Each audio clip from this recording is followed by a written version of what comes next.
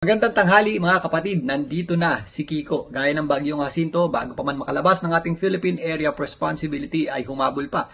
Naging bagyo rin po yung binabantayan nating low pressure area dito po sa itaas na bahagi ng ating bansa. So kanina ng alas 8 ng umaga, itinas ng Pag-asa sa Tropical Depression category yung binabantayan ng ating low pressure area dito po sa itaas na bahagi ng ating bansa at nabigyan nga po yan ng local name na Kiko. Ang bagyong Kiko po ay nasa Tropical Depression category na may taglay na lakas na hangin na umaabot sa 55 km per hour malapit sa kanyang gitna at kung minsan may mga pagbugsong umaabot sa 70 km per hour. Ito po ay huling namata ng Pag-asa sa lying around 1,170 northeast ng extreme northern Luzon at yan po ay palabas na rin ng ating Philippine Area of Responsibility ngayong umaga hanggang tanghali. Wala po yung magiging direktang epekto sa ating bansa pero bahagya po yung nagpapalakas ng ating habagat o southwest monsoon. Kung mapapansin nyo, meron din tayong grupo ng kaulapan dito sa eastern section ng ating bansa. Yan po ay babantayan natin sa posibleng mabuong low pressure area dyan o sirkulasyon in the next few days. Antabayanan ang iba pang detalye niyan mamaya sa Frontline Pilipinas. Magandang tanghali po.